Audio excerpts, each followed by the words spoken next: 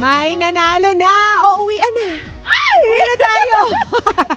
At kinurunahan po noong Sabado ang bagong Miss Universe Philippines. Walang iba kundi si Bea Milan Windorski na taga La Union.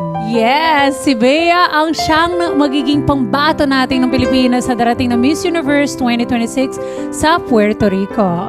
Yes, at ngayong araw, magre-recap muna tayo sa katatapos lang na Miss Universe Philippines 2026. That's right, Jazz. At para tulungan naman tayo dyan, mga kasama natin ngayon, kasama na natin siya ngayon. Ang nagbabalik at suki nating pageant expert, the best of the best, walang iba kundi Tita Lavinia!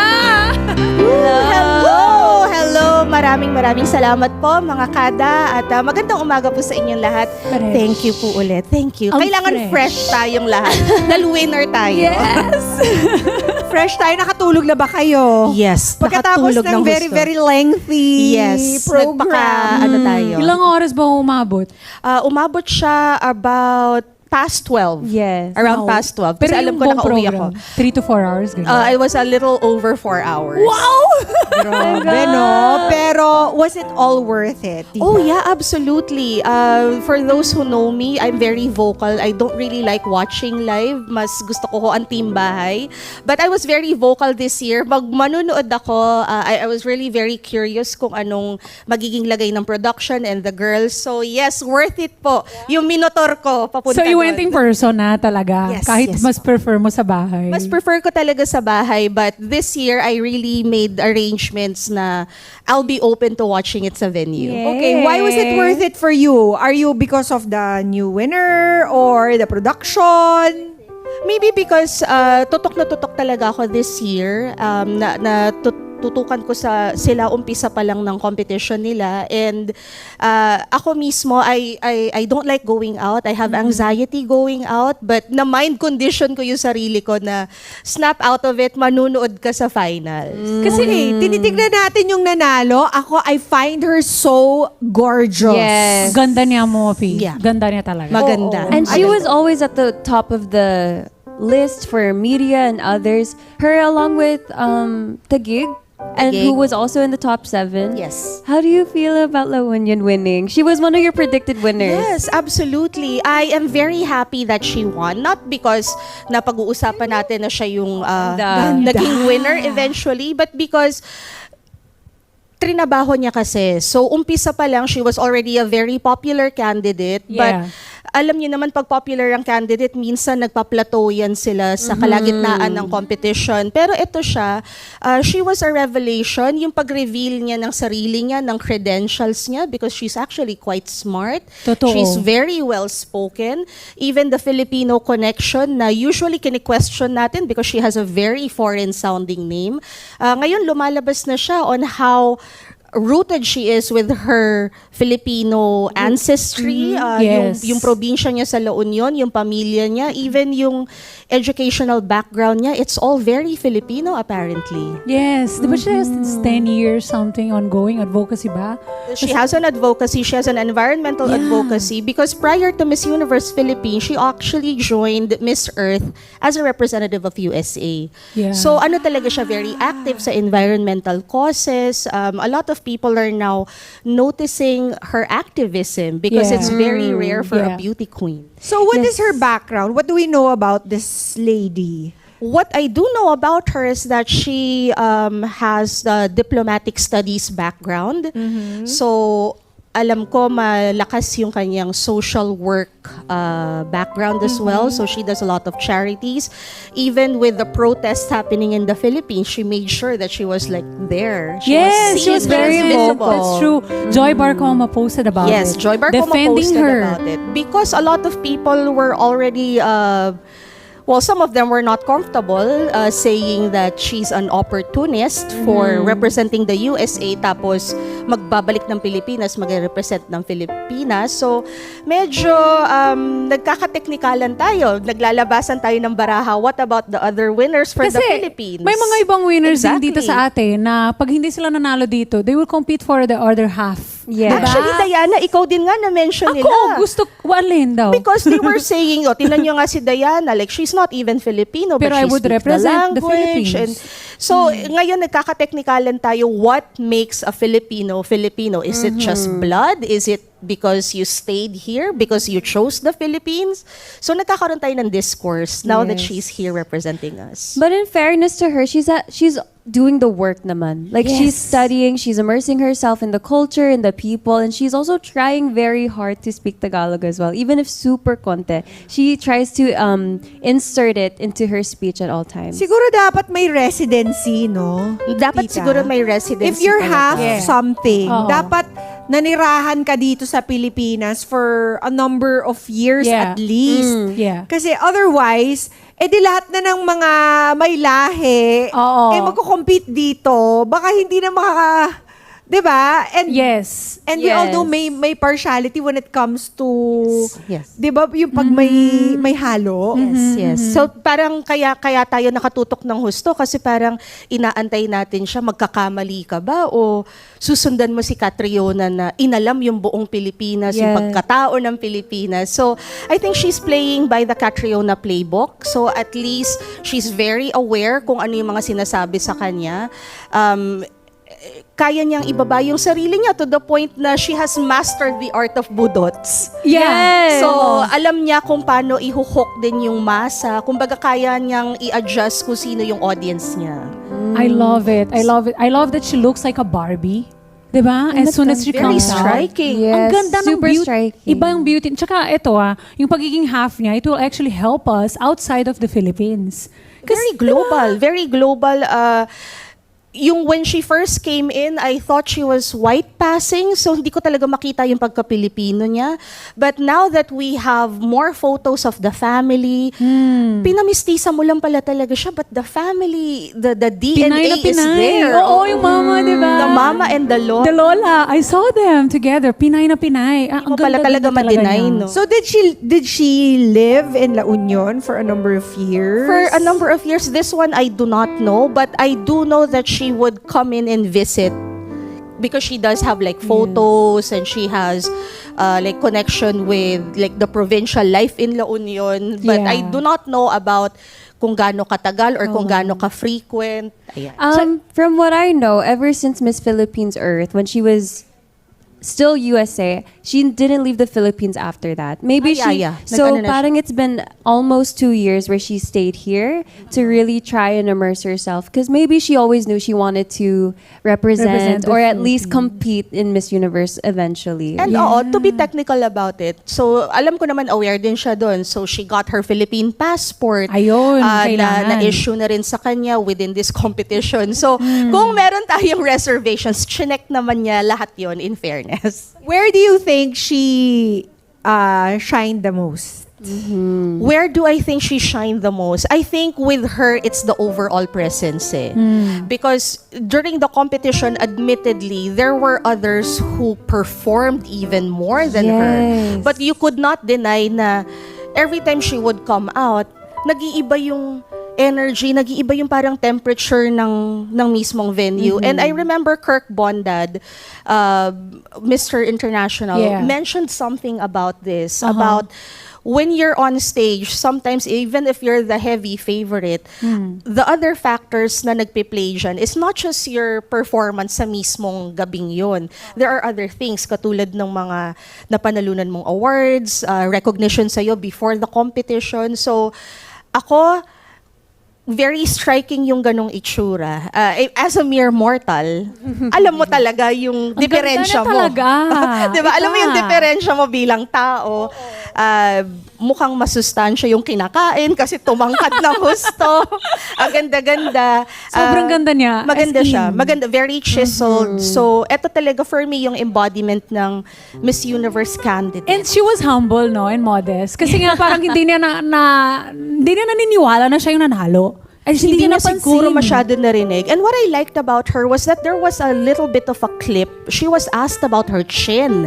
Ah, yes, I saw Yes, that. yes. You Alam naman posted it. Yeah, we posted it. Alam naman natin na pag sa Pilipinas, gustong-gusto hugis, bigas, yung maliliit na mga muka.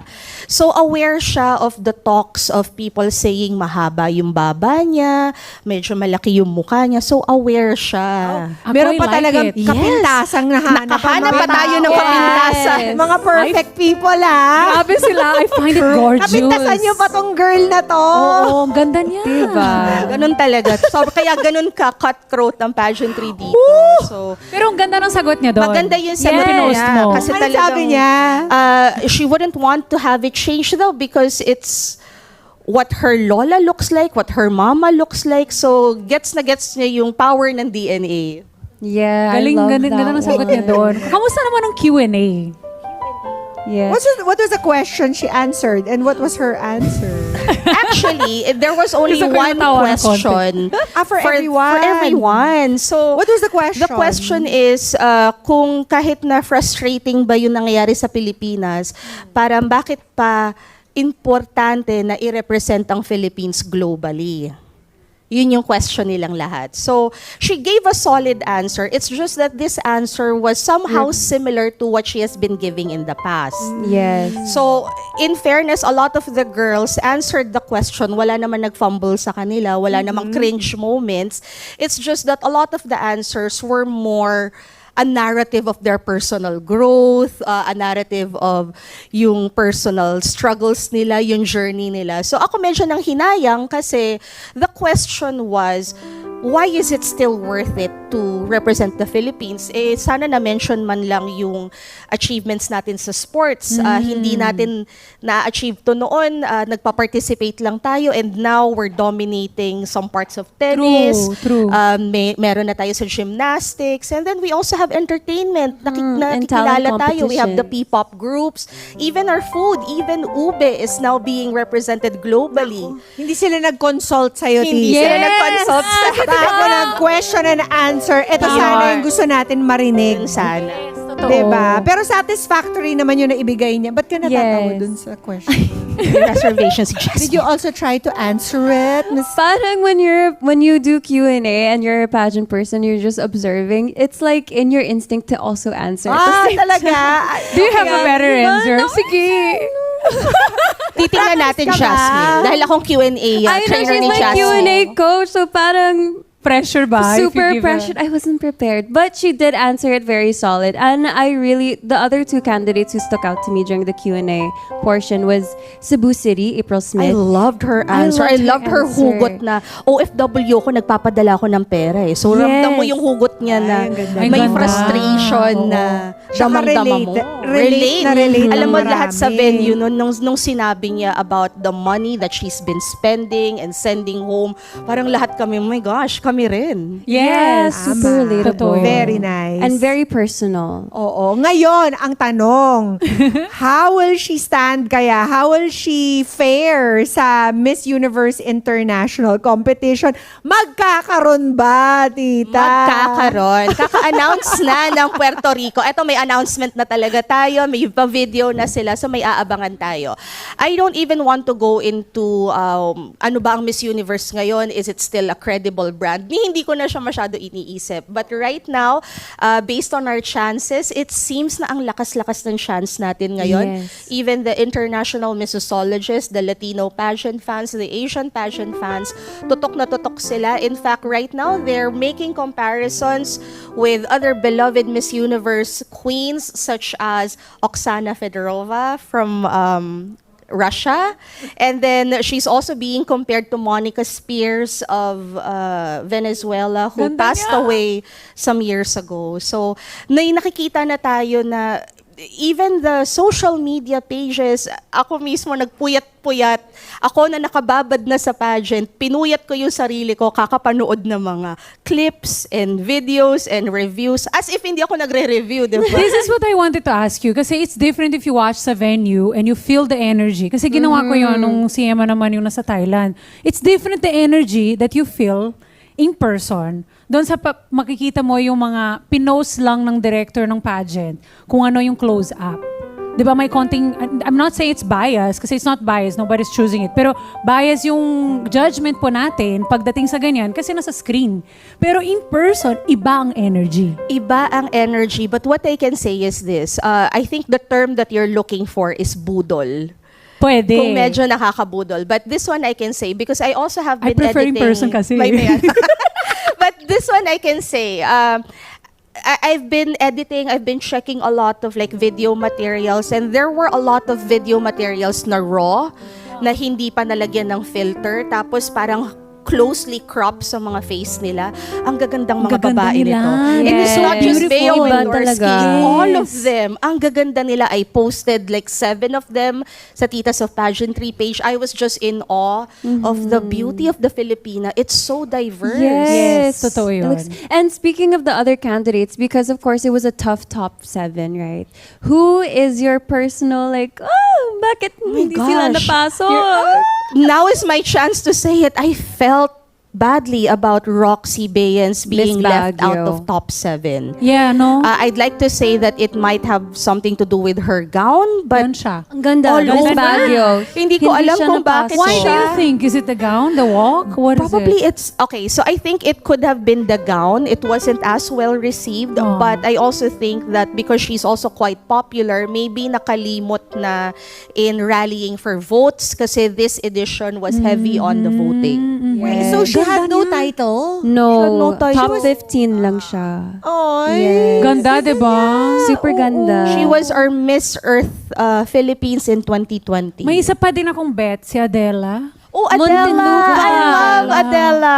Umabot siya hanggang top 15. But Adela kasi is new in pageantry. Yes. And then medyo a little rough around the edges pa in terms of yung polishing. So, I hope that she had fun. Yeah. And I hope that she would return Gain kasi experience maganda yung naging reception sa kanya this year. Yes. Tita, my question lang is, kasi our new Miss Universe right now, medyo very foreign looking siya, no? If she competes sa international competition, will this sort of go against her? Kasi para siyang Latina na, She looks like a Barbie. She's gonna go up against the real Latinas. Yeah. Which are Real Latinas. Venezuela, Colombia, all these guys. You know what? I get asked about this a lot, but I think I'm gonna be very technical about this. She actually doesn't look very Latina because she's half Polish.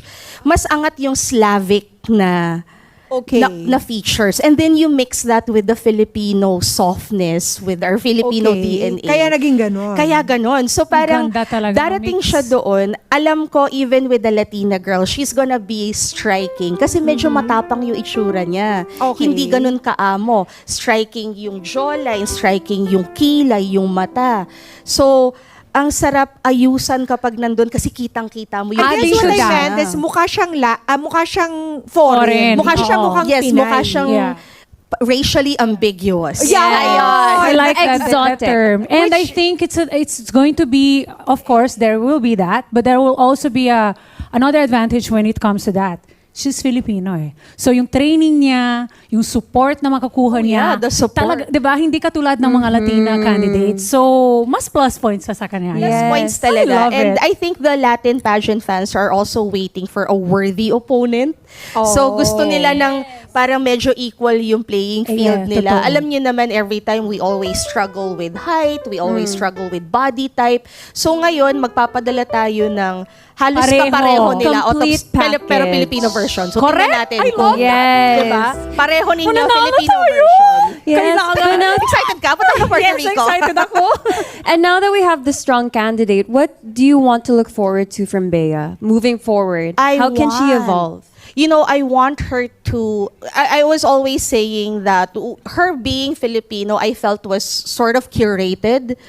So I want her naman to take her phone, take her camera, give us her narrative through her own voice, through her own eyes, na hindi masyadong kinorate o kaya naman may team na inayos for her. So gusto ko yung parang medyo raw na pagpapakita niya ng journey niya, pagka-Pilipino niya, yung pang-araw-araw niya na ginagawa. Kasi wala na, siya na ang representante ng Pilipinas. So ayoko na siguro yung masyadong fussy na pagkaka-present natin sa beauty queens natin. Gusto ko yung parang sila naman yung magkwento sa atin.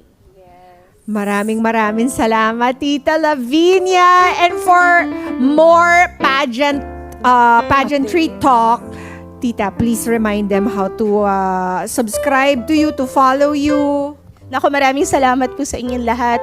We are still on Instagram with Titas of Pageantry. Ako po ay may Sunday show sa aking Tita Lavinia channel on YouTube. And we also have a Facebook page na that's Titas of Pageantry. So, yes, please abang-abangan nyo yung mga updates natin. Alam ko, Bea will have her media week. So, Nice. abangan nyo. Mukhang marami tayong mas matututunan about her. Love it. Yes. And mga kada, let's support and raise our flag for our newly crowned queen this coming Miss Universe 2026. Tama. At malay natin ngayong taon, magwagi na naman ang gandang Pilipinas.